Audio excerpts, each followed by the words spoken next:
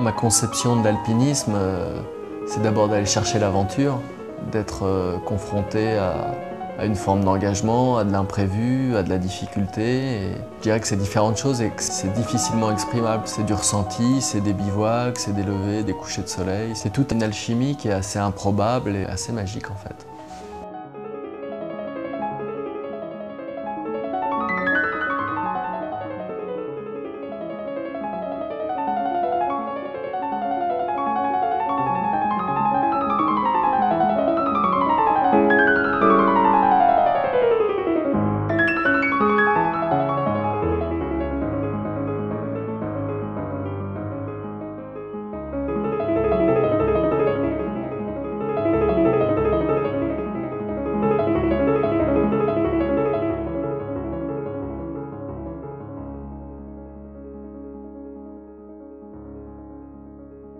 Je pense que déjà l'alpinisme fait partie de moi dans le sens où j'ai commencé très jeune.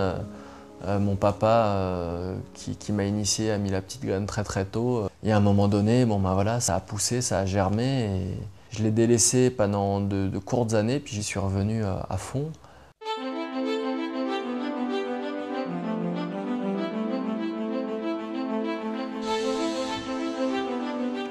Ce qui va faire qu'on fait partie des alpinistes actifs, en tout cas, c'est déjà parce qu'on y est souvent, qu'on s'attaque à des ascensions qui sont assez emblématiques, qu'on ne fait pas pâle figure quand on les gravit, et puis qu'on essaye de trouver des angles, des idées, des histoires à raconter, une originalité par rapport au projet, et donc peut-être quelque chose d'un peu nouveau dans la pratique.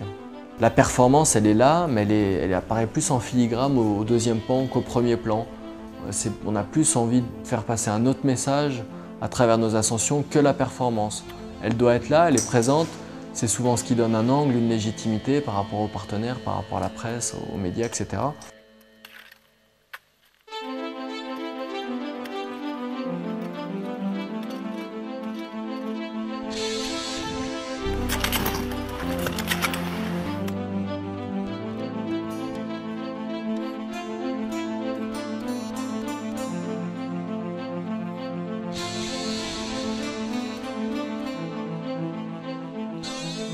Je dis pas qu'il faut avoir peur, mais moi j'ai souvent peur, alors c'est pas forcément de l'angoisse. L'angoisse elle est plus liée au risque objectif quand on passe sous des séracs, quand on est dans une plaque avant.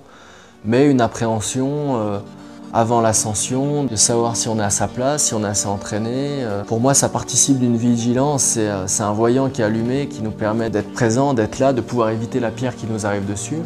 Et puis d'être sensible, d'être à l'écoute de son intuition. Si vraiment les signes s'accumulent pour nous dire qu'on n'a pas à être là, que c'est pas le moment, que c'est pas les conditions, d'essayer de rester à l'écoute pour se dire maintenant ce coup-là, il ne faut pas y aller.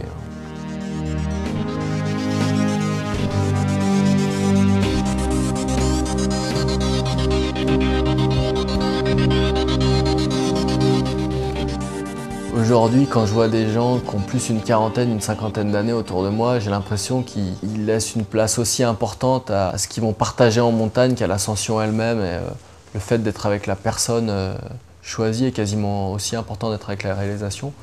Maintenant, c'est vraiment important pour moi d'être avec quelqu'un avec qui il puisse y avoir des choses, avec qui on puisse partager des choses, se taper dans le dos au sommet de la voie en se disant qu'on était content d'être ensemble, se rappeler le lendemain. Et puis bien rigoler surtout.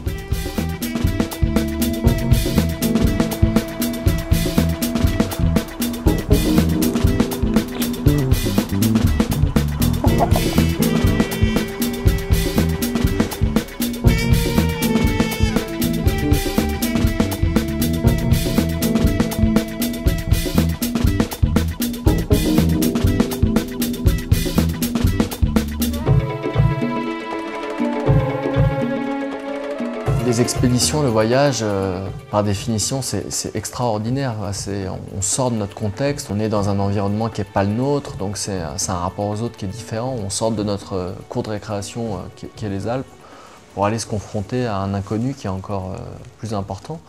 Après, pour moi, les expéditions, c'est aussi synonyme de sentiments amplifiés à tous les niveaux. L'engagement n'est pas le même, les phases ne sont pas les mêmes. Après, de la même manière, la joie est la hauteur des montagnes quand l'objectif est atteint. C'est-à-dire que Quand on arrive à faire une belle chose à l'étranger, en Himalaya ou ailleurs, le sentiment de satisfaction est à la hauteur des montagnes.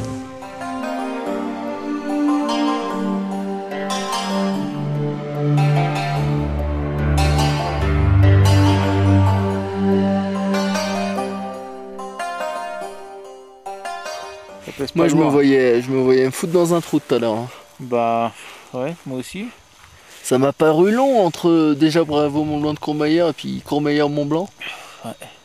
C'est vrai que j'ai la chance d'avoir déjà fait beaucoup de belles choses.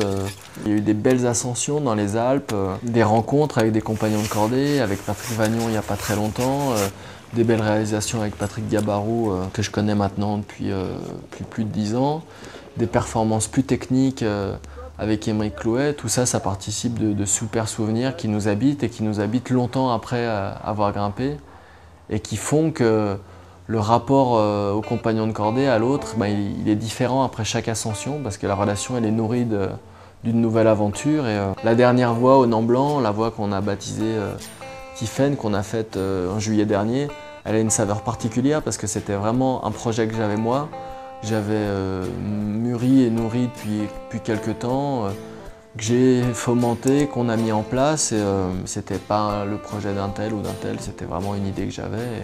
Ce moyen d'expression, le fait de pouvoir faire quelque chose à sa manière, c'est particulièrement jouissif.